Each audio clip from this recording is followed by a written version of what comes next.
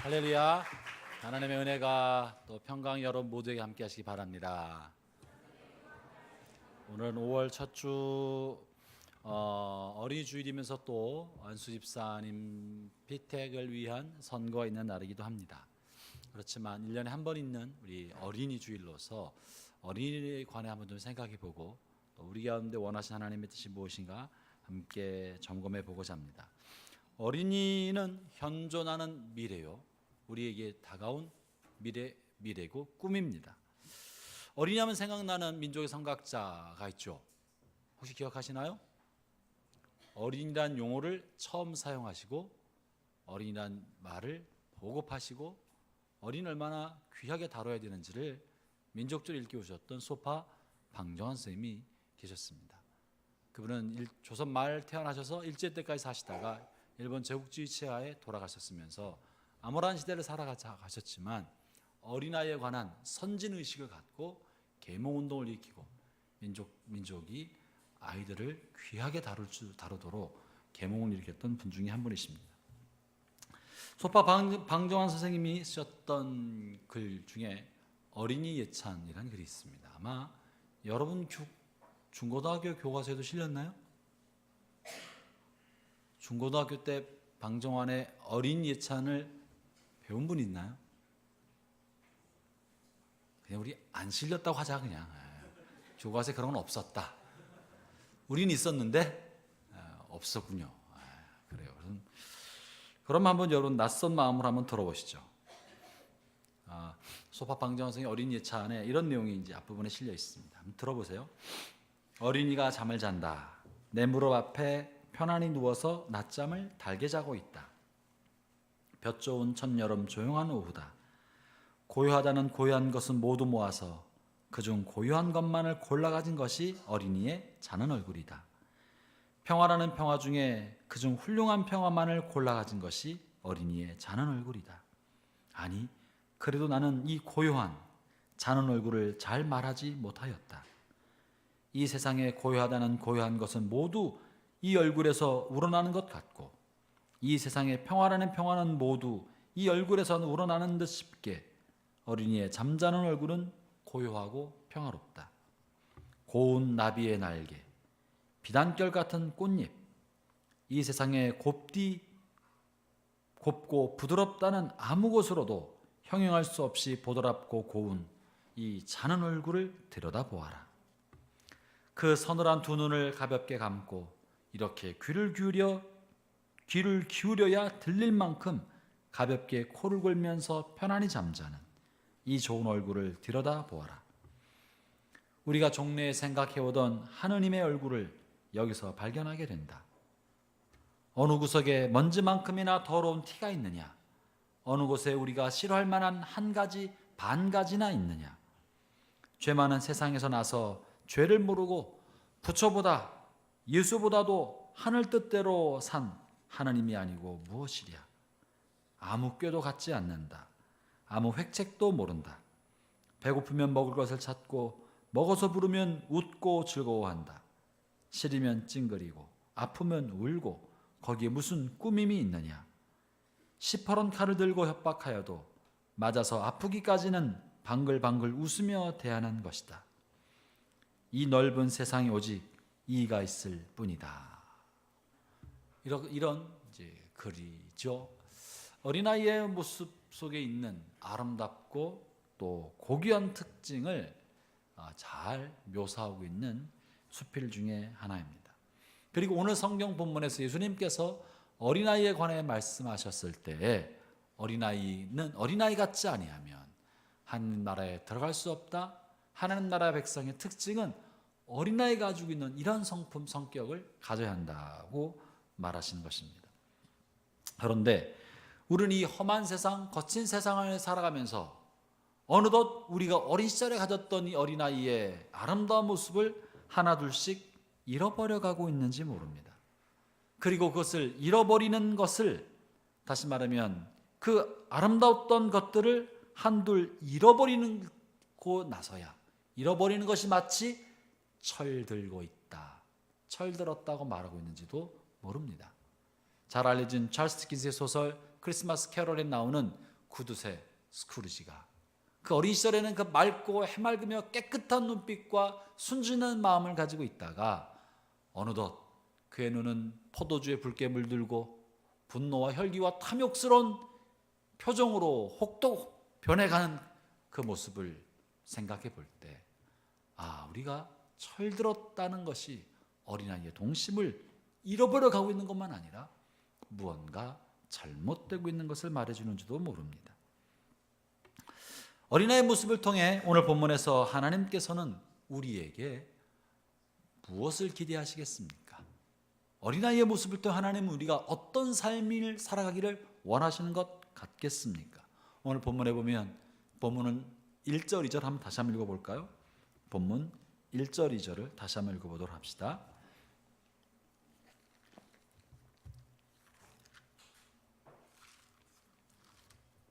다시 한번 같이 읽어보겠습니다. 시작.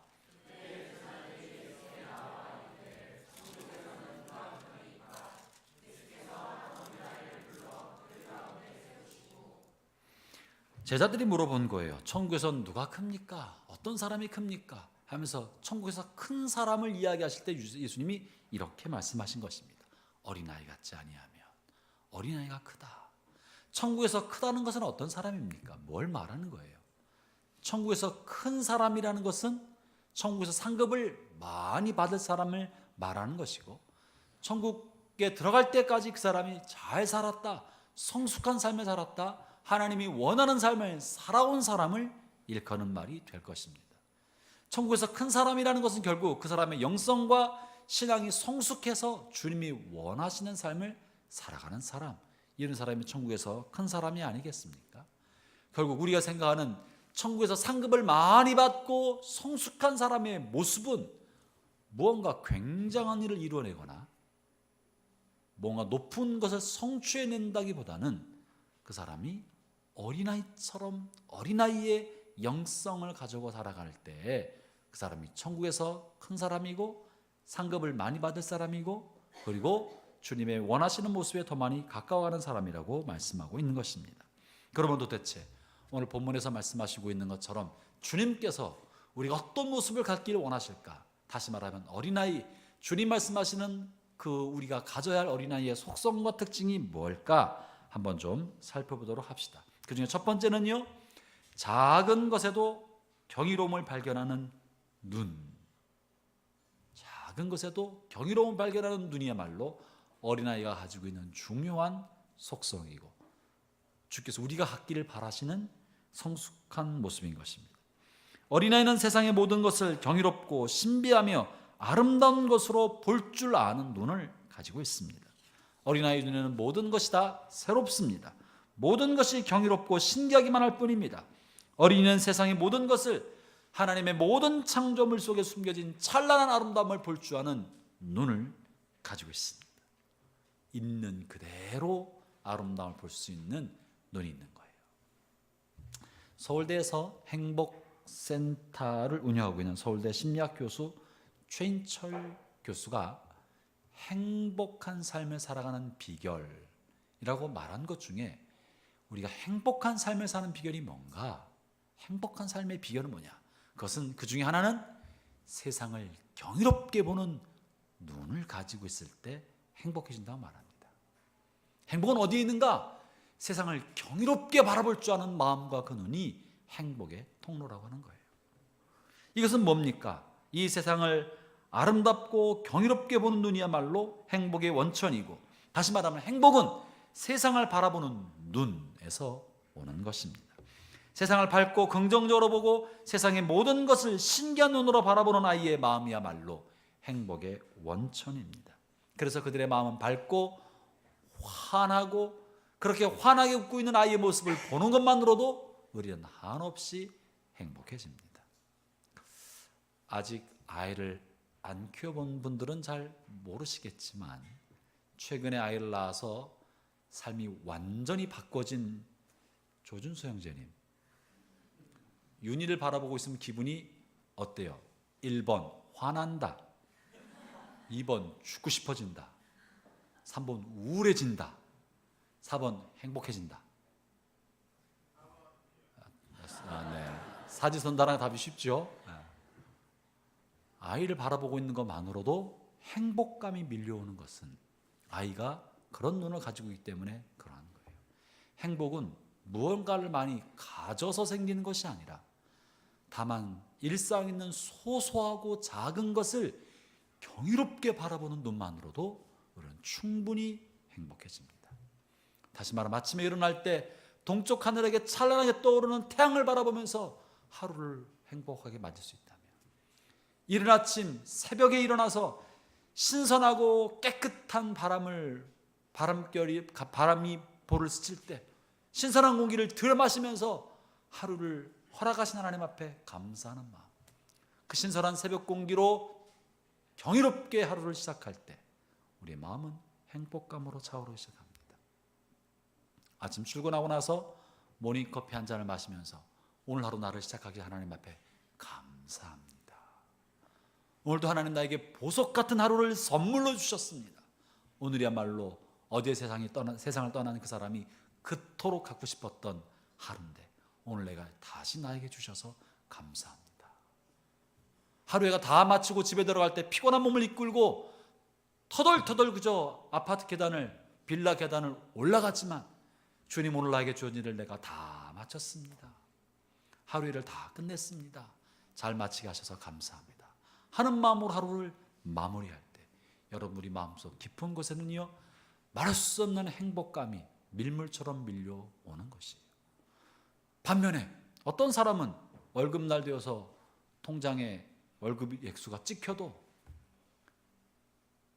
회사에서 있었던 불편한 일, 화난 일, 속상한 일, 상사와의 불편한 관계 때문에 내가 이 돈 받으려고 일을 박박거리면서 통장을 열어보고, 보너스를 받아도 이거밖에 안 돼 불편한 마음으로 보너스를 열어본다면 그 사람은 도대체 행복을 어디서 찾겠습니까? 여러분, 일상의 작은 것에서도 경이로운 마음으로, 신비로운 눈으로, 감탄의 눈으로 세상을 바라볼 수 있게 되기를 바랍니다. 소파 방정환의 어린이 예찬의 중간 부분에는 이 어린아이가 얼마나 세상을 이렇게 경이롭게 바라보는지를 또 묘사한 내용이 있습니다. 이런 표현이 있어요. 마른 잔디에 새풀이 나고 나무가지에 새움이 돋는다고 제일 먼저 기뻐 날뛰는 이도 어린이다. 봄이 왔다고 종달새와 함께 노래하는 이도 어린이고, 꽃이 피었다고 나비와 함께 춤추는 이도 어린이다. 별을 보고 좋아하고 달을 보고 좋아하는 이도 어린이요, 눈이 온다고 기뻐 날뛰는 이도 어린이다. 산을 좋아하고 바다를 좋아하고 큰 자연의 모든 것을 골고루 좋아하고 진정으로 친애하는 이가 어린이요, 태양과 함께 춤추며 사는 이가 어린이다. 그들에게는 모든 것이 기쁨이요, 모든 것이 사랑이요, 모든 것이 친한 동무다. 자비와 평등과 박애와 환희와 행복과 이 세상 모든 아름다운 것만 한없이 많이 가지고 있는 것이 어린이다. 어린이는 세상을 온통 미화시킨다. 이럴 땐 아멘 나와도 되는데, 어린이는 세상을 온통 미화시킨다. 세상의 모든 것을 바라보면서 그 속에 있는 찬란한 아름다움을 볼 수 있는 눈이 있기 때문에 그는 봄이 오면 알리는 종달새의 노래소리도 듣고 환희하고, 태양과 함께 춤을 추고, 별을 보고 노래하고, 달을 보고 좋아하고, 꽃이 필 때 꽃을 좋아하는 그런 마음, 그게 어린아이의 마음입니다. 여러분, 사실요 우리도 한때 그랬죠. 지금도 그러나요? 목사님, 그런 걸 생각할 여유가 어디 있어요? 지금 삶이 얼마나 빡빡하고 바쁜데. 우리도 한때 어린 시절 손이 빨갛게 어는 것도 모르고 눈을 뭉쳐서 눈싸움을 하고 눈사람을 만들고 또 눈이 내린다고 좋아서 뛰었던 시절이 있었을 거라고 생각합니다. 그러다가 어느 순간 눈에 의해서 옷이 젖는 게 속이 상하고, 눈길을 밟으면서 신발이 젖어지는 것 때문에 화나고, 미끄러져 넘어질까 봐 왜 눈이 오냐고 투덜투덜 불평하는 사람으로 되어갔는지 모릅니다. 우리도 한때는 어느 순간 밤하늘의 별을 바라보면서 잠시 멈춰서 별을 주목했을 때가 있었을 것입니다. 우리도 어느 때에는 3월 거리를 노랗게 물드는 개나리를 바라보면서 가던 길을 멈추어서 개나리 앞에서 한동안 서 있었을 때가 있었을 것입니다. 우리도 어느 때에는 4월에 흩날리며 떨어지는 벚꽃 꽃비를 맞으면서 더 걸음을 가지 못하고 떨어진 꽃비 아래 한동안 서 있었을 때가 있었을 거라고 생각합니다. 물론 그런 동심을 여전히 갖고 있는 사람도 있는 반면에 언제 꽃이 폈다가 지는지, 언제 날씨가 바뀌는지 바쁘게 사는 분도 있을 거라고 생각합니다. 여러분, 이 작은 세상과 자연을 보면서 느끼는 이 경이로운 마음이야말로 어린아이가 갖고 있는 하나님의 형상입니다. 우리가 알다시피 하나님께서 세상을 다 지으시고 세상 만물을 바라보시면서 보시기에 좋았다, 주께서 보시기에 심히 좋았다 하셨어요. 주님께서 만드신 것을 보시면서 경탄하고 경이롭게 생각했어요. 그렇기 때문에 우리 안에는 이 주님의 피조물과 자연을 바라보는 경이로운 마음, 그것은 주님의 형상입니다. 주님의 마음인 거예요. 우리가 다시 이 우리 안에 만들어준 주님의 형상이 회복되어 나가는 것, 그게 성숙입니다. 그게 은혜입니다. 그게 주님 우리 안에 원하시는 주님의 모습인 것입니다. 그런데 어느덧 세상 욕심과 성공을 쫓아가는 수레바퀴에 매달려서 하나님께서 우리에게 주신 자연의 아름다움과 세상의 경이로움을 보지 못한 채 그저 바쁘고 분주하게 무언지도 모르는 세상을 다람박질하며 살고 있는 것은 아닌지 모르겠습니다. 형제자매는 여러분에게 주어진 생애와 이 세상은 얼마나 눈부시게 아름답습니까? 단 한 번도 똑같은 일이 반복되지 아니하고 단 한 번도 같은 날이 이루어지지 않고 날마다 새로운 날을 우리에게 주시는 거예요. 어제랑 똑같은 오늘이 세상에 어디 있습니까? 뭐가 달라도 다 다른 날을 새로운 경험을 할 수 있게 만들어주고 계시지 않습니까? 저는 어린이주를 맞아서 저나 여러분이나 하나님 우리 안에 감춰두신 이 어린이의 마음, 어린아이 영성이 회복되기를 바랍니다. 두 번째, 하나님께서 우리에게 회복하길 원하는 어린아이는 모든 사람에 대해서 긍정적인 믿음을 갖는 것입니다. 이것은 사람에 대한 신뢰라고 말할 수 있습니다. 누구든지 그가 말하고 표현하는 그대로 있는 그대로 믿어주는 마음이야말로 어린아이의 마음속 안에 담겨있는 하나님의 형상인 것입니다. 어린아이는 자기에게 전해주는 하나님의 말씀을 있는 그대로 조금도 의심 없이 받아들입니다. 그리고 그것이 천국 백성의 특징이라고 성경은 말하고 있는 것이에요. 마가복음 10장 15절에서 말씀하시기를 이렇게 표현하고 있는데요, 한번 같이 한번 읽어볼까요? 마가복음 10장 15절입니다. 같이 읽어보겠습니다. 시작. 내가 진실로 너희에게 이르노니 누구든지 하나님의 나라를 어린아이와 같이 받들지 않는 자는 결단코 그곳에 들어가지 못하리라. 누구든지 하나님의 나라를 어린아이처럼 받아들이지 아니하면 하나님 나라에 들어가지 못한다. 우리 중에 아무도 하나님 나라에 갔다 온 사람이 없습니다. 하나님 나라를 본 사람도 없습니다. 보지도 못하고 갔다 온 적도 없고 갔다 온 사람을 본 적도 없음에도 불구하고 듣도 보도 못한 이야기를 들었어도 그것을 있는 그대로 들은 그대로 정말로 그러한 줄 알고 받아들이는 마음, 의심 없이 믿는 마음, 이것이 어린 아이의 마음인 것이고 하나님 우리가 그렇게 의심 없이 사심 없이 믿기를 원하신다는 거예요.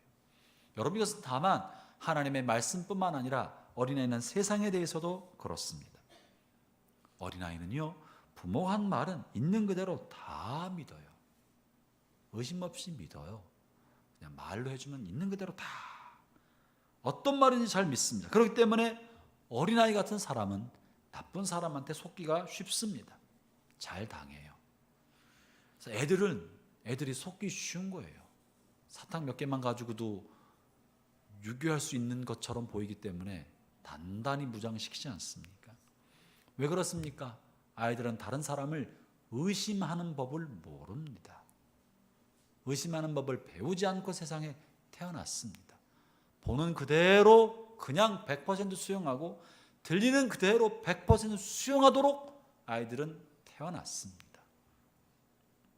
그것이 하나님의 백성의 특징이고 하나님께서 귀히 여기는 사람이고 천국에서 큰 사람, 성숙한 사람의 영성이라고 말하고 있는 거예요.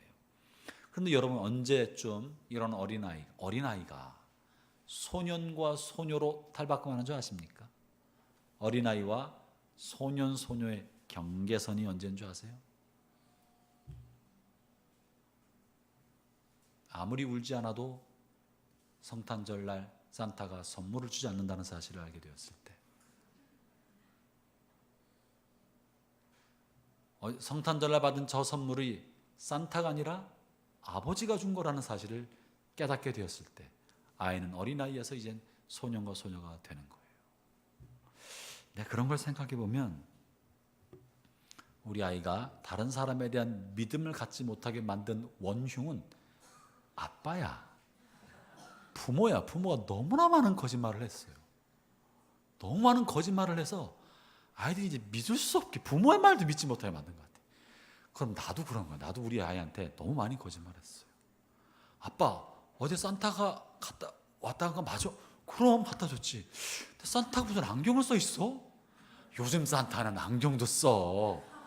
아빠 닮은 것 같은데. 아니야, 수염도 있었잖아. 그런 것 같은데. 닮은 것 아니야. 내가 너무 많은 거짓말을 했어요. 애들은 그런 줄 알고 살다가 어느 순간 아빠 좀 좋은 걸 사다 주지. 내가 원하는 건 이거였단 말이야. 부모가 아이들의 마음속에 이 순진한 마음을 다 의심과 불신으로 가득한 사람을 만들어낸 사람들이 부모가 아닌가 싶어요. 그렇지만 소파 방정환 선생의 글 속에 이런 표현이 있었잖아요. 아이들이 얼마나 모든 사람에 대해서 수용적인 마음, 긍정적인 마음, 믿음으로 사람을 보고 있는지를 이렇게 표현했어요. 시퍼런 칼을 들고 협박하여도 맞아서 아프기까지는 방글방글 웃으며 대하는 것이다. 아이는 강도가 와서 협박하고 칼을 몸에 대도 자기가 찔릴 때까지, 아플 때까지는 그 앞에서 방글방글 웃으면서 자신을 해칠 거라고는 생각도 못합니다. 있는 그대로 받아주고 모든 사람을 향하여 마음의 문을 활짝 열고 사랑하고 우정의 관계로 또 열린 마음으로 사람을 대하는 것입니다. 그러다가 이 어린아이가 누군가로부터 상처를 받고 배신을 받고 속임을 당하기 시작하면서부터 세상은 내가 생각하는 것처럼 그렇게 되지 않는다는 것을 배워가는 거예요. 마음의 문을 닫고 자신 앞에 문에다가 경비병을 세워서 자기 마음에 들어오는 사람을 조절하고 통제하고 또 마음에 받은 상처와 배신의 아픔을 오랫동안 간직하고 풀지 않고 의심과 불신에 가득한 삶을 살게 됩니다. 그러나 아이는요, 상처를 오래 간직하지 않습니다. 금방 잊어먹어요. 아침에 엄마한테 혼나도 5분 지나면 엄마하고 달려가는 거예요. 밥 먹기 전에 밥상머리 교육시킨다고 막 화를 내고 소리치고 야단치고 인격 모독적인 온갖 말을 다 들었어도 밥 2숟갈 먹는 사이에 눈물 싹 닦고 다시 아무 일도 없던 것처럼 엄마 아빠에게 대하는 게 아이입니다. 그러나 우리는 누군가로부터 상사로부터 인격 모독적인 말을 들으면 얼마나 갈까? 퇴사할 때까지 그냥 갖고 있는 거야. 너 때문에 못 당한다 내가. 오랫동안 먹고 있어요. 여러분, 나이를 먹을수록 마음에 있는 분과 상처, 아픔을 해소하지 않고 오래 간직합니다. 나이를 먹을수록이요, 상처를 품는 시간이 길어지고 감정 전환이 더디고 오래 가요. 한번 아침에 기분이 상하면 하루 종일 기분이 안 좋아져. 그 기분 안 좋은 게 이틀 3일까지 가면 늙은 거야. 아침에 기분 나빠도 커피 한 잔 마시고 10분 이내에 마음을 새롭게 정리하면 빠르게 감정 전환할수록 마음이 어린아이 같아요. 감정 전환이 굉장히 더디면 더딜수록 내가 노화되고 있구나. 내가 굳어져 가고 있구나. 내 심령이, 영혼이, 마음이 화석화되고 있구나 생각하면 틀림없습니다. 어린아이는요, 마음에 받은 상처를 금방 잊습니다. 그렇다고 해서 아이가 기억이 사라진 거 아니에요. 아시죠? 아이가 엄마가 자기한테 화냈다는 사실, 그 기억을 잃어버렸기 때문에 5분 만에 얼굴 다시 방긋방긋 웃는 게 아닙니다. 기억은 고스란히 가지고 있어요. 그러나 마음을 바꾸는 거예요. 언제나 새롭게 대하는 거예요. 5분마다 세상을 새롭게 보는 거예요. 10분마다 새로운 마음으로 세상을 보는 거예요. 우리는 한번 보면 오래가 상처받는 사람. 여러분, 형제자매 여러분 마음속에 그 어린아이의 세상을 보는 눈을 다시 회복하기를 바랍니다. 사람들을 대할 때 한 번도 상처받지 않은 사람처럼 대할 수만 있다면, 오늘 아침에 나에게 내 인격을 모독시켰어도 점심 먹고 잊어먹고 다시 또 처음 보는 사람처럼, 그런 일이 없었던 것처럼 내 기억 속에는 남았으나 내 마음의 그 앙금을 갖고 있지 않고 털어버리고 감정의 하수도로 싹 흘려버린 다음에 새롭게 사람을 볼 수만 있다면, 여러분의 마음 안에는 이미 천국이 임한 사람입니다. 그러나 3년 전 그 감정을 고스란히 갖고 있어서 잘 때마다 잊지 않으려고, 내가 이 아픔과 이 모욕감은 결코 잊지 않으리라, 내 살아생전에 반드시 복수하리라, 잊어먹을 만하면 또 새기고 또 새기고 또 새기고 마음속에 계속 생각해내. 잊어먹을까 봐, 잠자는 자리에서 잊어먹을까 봐 또 생각해내. 절대 잊으면 안 돼. 너 이 일을 잊어먹으면 안 된다. 그러지 않기를 바랍니다. 화석화돼가는 거고 굳어져 가는 거예요. 성경에 뭐라 말하고 있습니까? 분을 내어도 죄를 짓지 말고 해가 지기 전에 분을 풀어라. 분이 날 수는 있고 화가 날 수 있어도 그 화난 감정, 상처받은 마음, 상한 감정을 하루해가 넘기기 전에 풀어라. 해가 지는 것과 동시에 다 잊고, 잠자리에 들어감과 동시에 모든 것을 다 잊고 새롭게 시작한 한 날을 맞으라고 하는데, 잊어먹을까 봐 우리는 잠자리에 들어서 곰곰이 더 생각해. 다시 한번 되새기고 그 감정을 생생하게 떠올리고. 어린아이를 회복하기를 바랍니다. 아이가 되어야 돼요. 흘려보내야 되는 것입니다.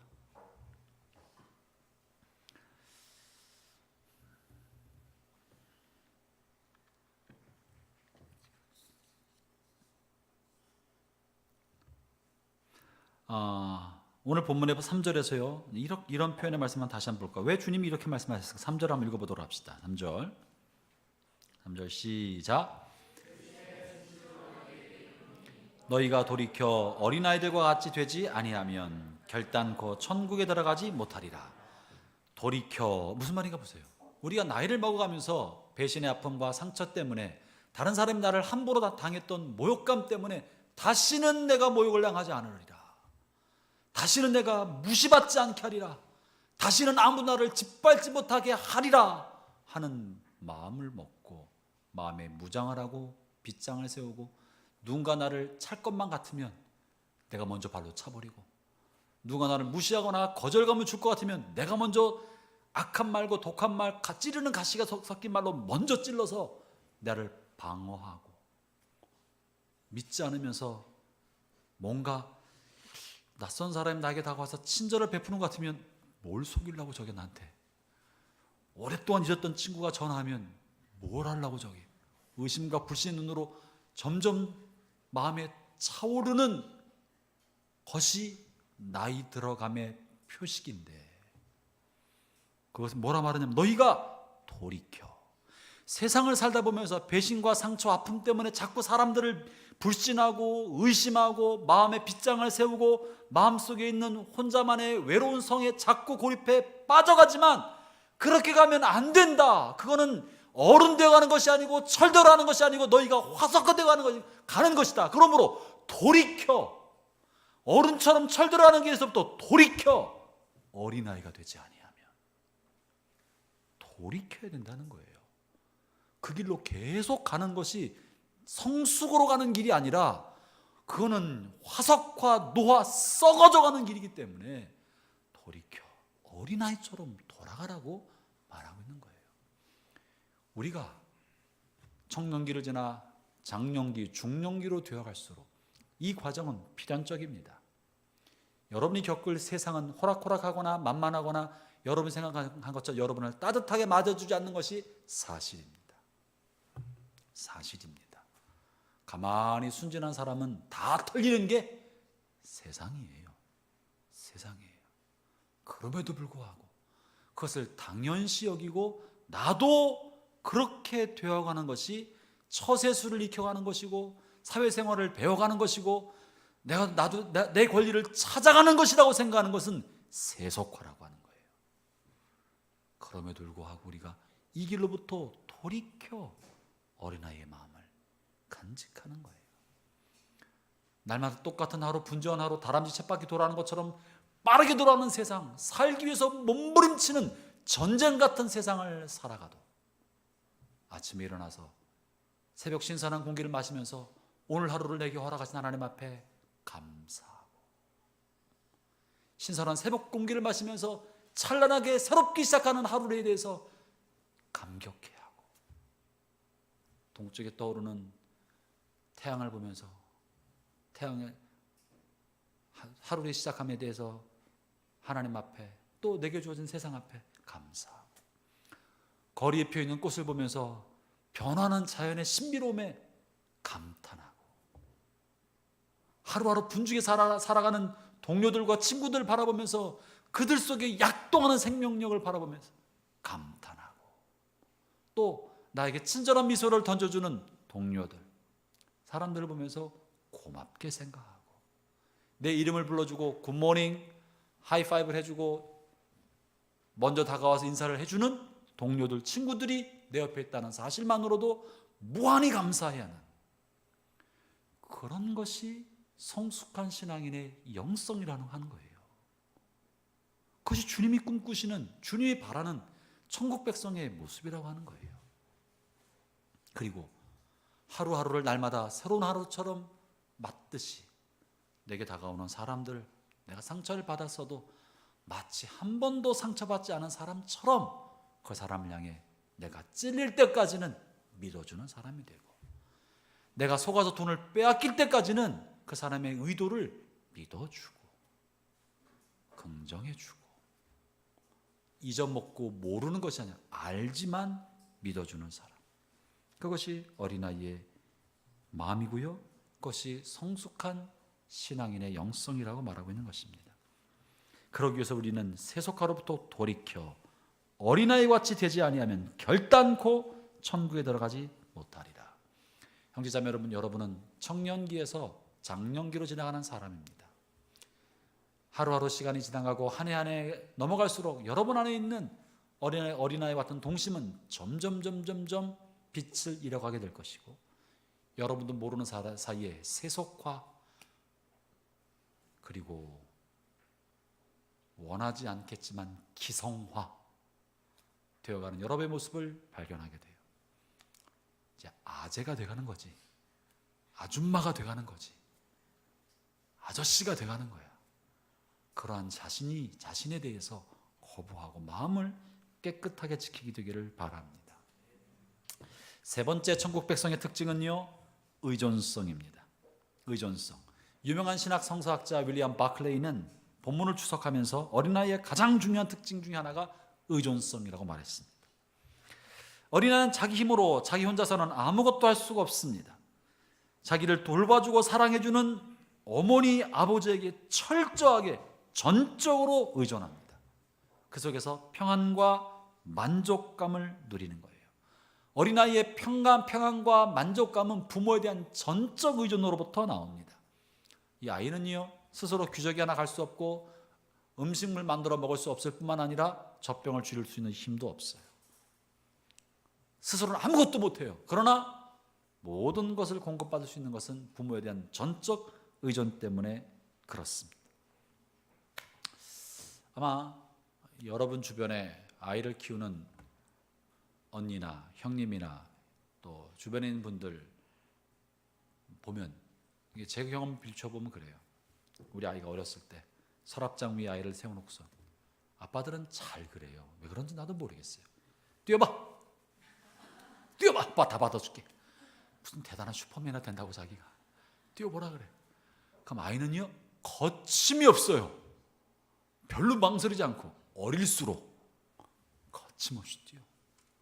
이 아이는 아버지가 자기를 못 받을 수 있다는 생각은 눈곱만큼도 해보지도 않아. 그냥 아버지 자기 몸무게랑 아버지 허리 힘을 계산하지 않아. 그러면 부모는요 죽을 힘을 다해 받아요. 대강 받지 않아요. 죽을 힘을 다해 받아내요. 내 허리가 부러져도 서랍장에서 뛰어낸 아이를 죽을 힘을 다해 받아내요. 왜 그렇습니까? 아이가 부모를 전적으로 의존하고 목숨을 걸고 던지기 때문에 부모는 내 허리가 부러져도 내 목숨 걸고 아이를 받아내려고 하는 거예요. 하나님을 향하여 내가 전적으로 의존하면, 내가 전적으로 의존한 그 대상은 나를 향해 무한대의 책임감을 가지고 보호하고 지켜주는 겁니다. 왜 하나님 우리로 하여금 하나님을 의존하라고 말합니까? 하나님만 바라보라고 말합니까? 하나님이 돌보시기 때문에 그러한 거예요. 이 전적 의존성은 바클레이는 사람을 의존하라고 하는 것이 아니라고 말합니다. 사람을 의존하는 게 아니라 우리가 사람을 의존하면 독립성을 잃어버리고 스스로 판단력을 잃어버리게 만들어요. 여기서의 의존은 하나님을 의존하라는 거예요. 부모를 전적으로 의존하라는 거예요. 하나님을 향한 의존. 아이는요 절대적으로 부모를 의존합니다. 갓난 아이가 젖을 엄마가 만들어준 분유를 먹으면서 분유통에 남아있는 분유양을 평가하지 않습니다. 저거 다 떨어졌는데 엄마가 오늘 밤에 이마트 가서 새로운 분유통을 사오지 않는다면 나는 내일 굶겠구나, 이렇게 고민하는 아이는 아무도 없습니다. 기저귀가 축축한데 왜 안 가르쳐주지? 지난번에 사온 하기스 마음에 안 드는데 보소미를 바꿔줬으면 좋겠는데, 이렇게 생각하는 아이는 아무도 없습니다. 주는 대로 그냥 엄마가 알아서 갈아주려니 생각해요. 기저귀가 다 떨어졌구나, 고민하지 않아요. 고민하지 않아요. 전적으로 부모를 의존하기 때문에 걱정이 없고 염려가 없는 겁니다. 부모가 다 책임질 줄 알기 때문에 그런 것이죠. 마태복음 6장 31절과 32절을 읽어볼까요? 이것이 하나님의 백성의 모습이라는 것이에요.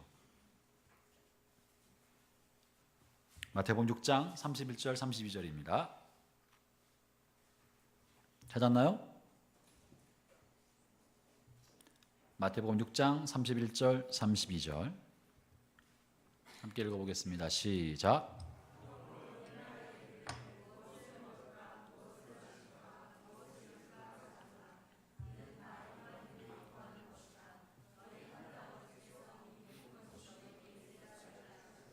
무엇을 먹을까? 무엇을 마실까? 무엇을 입을까? 염려하지 마라. 이건 다 하나님을 알지 못하고 하나님이 없는 이방인들이 하는 것이다. 너희는 너희 아버지 천부 하늘 아버지께서 모든 것을 아시기 때문에 하늘 아버지가 다 채워주신다. 너에게 필요한 것을 아신다. 하나님을 의존하라는 것이에요. 형제자매 여러분, 하나님을 의존할 때 아이가 미래에 대해서 걱정하지 않는 것처럼 하나님이 공급하시는 거예요. 그러나 여기에 중요한 게 있습니다. 하나님이 아이는요 부모가 무엇을 주어도 먹어요. 이유식을 엄마가 만들어준 것만 달라고 하지 않고 뭘 줘도 주는 대로 먹고, 하기스를 채워주던 보선미를 채워주던 채워주기만 하면 그냥 만족하는 거예요. 오늘 입은 옷이 아가방 마음에 안 드는데 요즘 수입 내복이 유행이라는데 옷 좀 바꿔주지.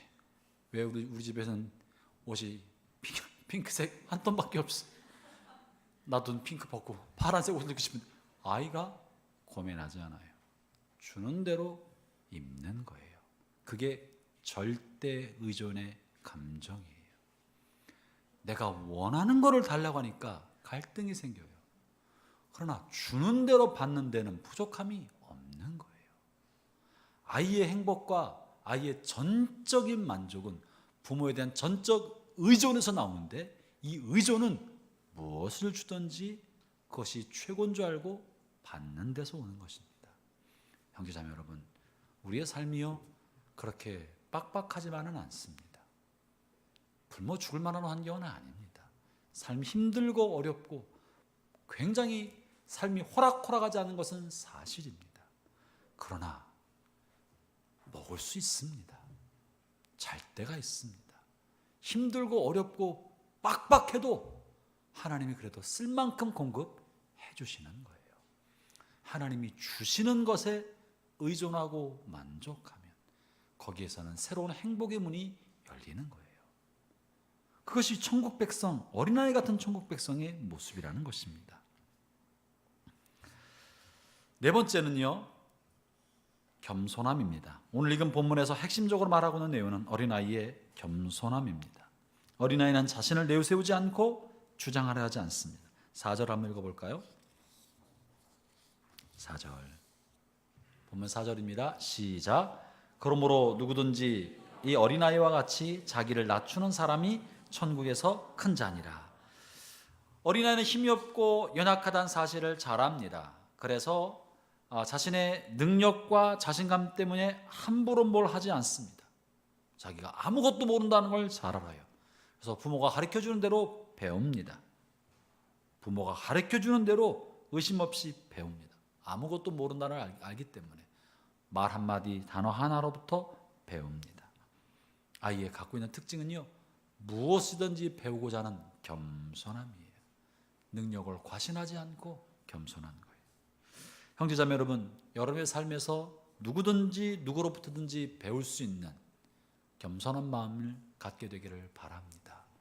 어느 순간부터 우리는요, 내가 이 경쟁사회를 살아가면서 배우는 사람이 되거나 부족한 것처럼 비치면 누군가 나의 머리를 밟고 올라설 것처럼 생각하고 나를 주장하고 나를 강압할 것만 같고 누군가 잘난 척할 것만 같아서 배우려 하지 않고 내가 더 많이 알고 있다, 내가 잘났다, 나도 이런 것 하고 할 수 있다고 말하고 싶은 충동 속에 살아갑니다.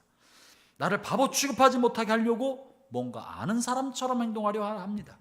당하지 않으려고 나도 할 수 있다는 걸 보여주려고 그렇게 살아갑니다.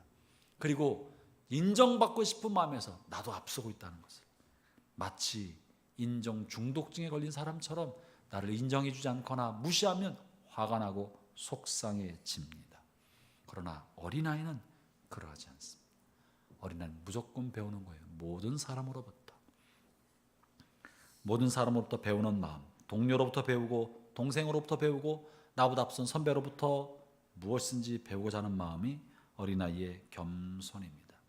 우리는 우리 자신이 다른 사람의 도움이 필요하다는 것을 깨달을 때 겸손해집니다.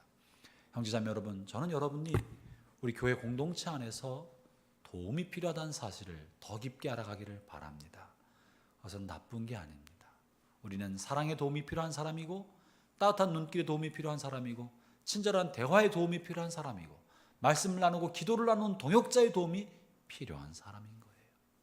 나 자신이 다른 사람의 사랑의 공동체의 도움이 필요하다는 걸 인정하기 시작할 때 겸손해지고 자랑하는 태도를 갖지 않고 주장하는 삶의 태도를 갖지 않게 됩니다.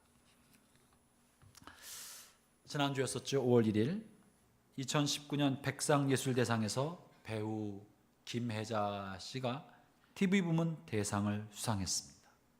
한번 보신 분 계시죠? 백상예술대상 시상식 보신 분 계시나요? 김혜자 씨는 올해 79살 노배우입니다. 그가 25살의 젊은 아가씨 역과 치매 걸린 노인 역을 잘 소화하고 완벽하게 연기해냈다고 평가를 받는 작품, 눈이 부시게라는 작품으로 TV 부문 대상을 받게 된 거예요. 이 눈이 부시게라는 이런 드라마에서 인생의 의미가 무엇인지 다시 한번 시청자로 하여금 생각하게 만들어 주었다고 평가받고 있습니다.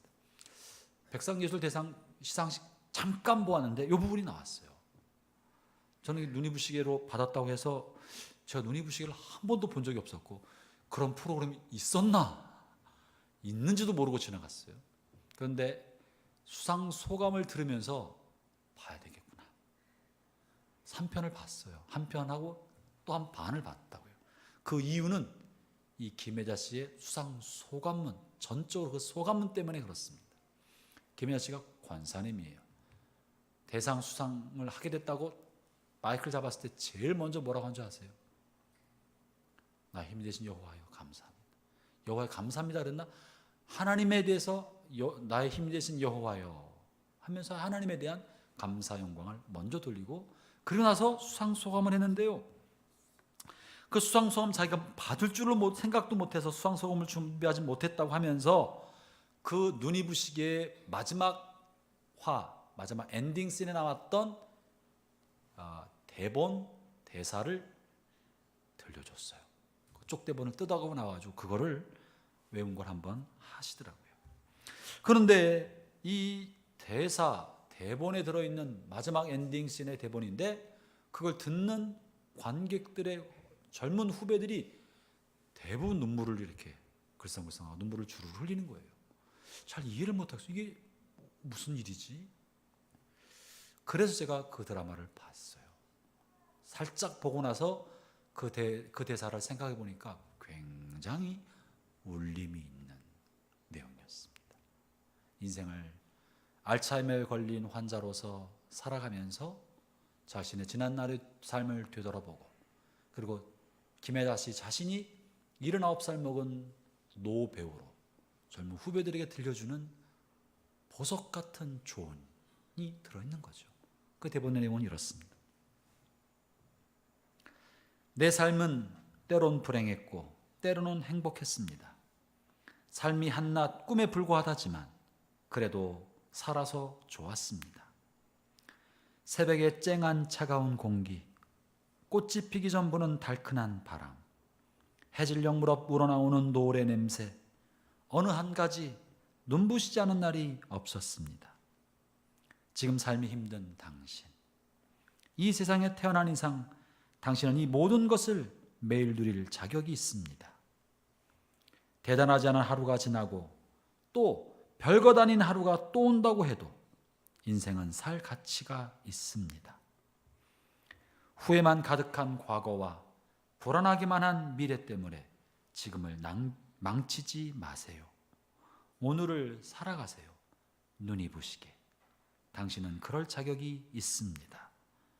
누군가의 엄마였고 누이였고 딸이었고 그리고 나였을 그대들에게 이 말을 꼭 하고 싶었어요. 이런 마지막 소감문이에요.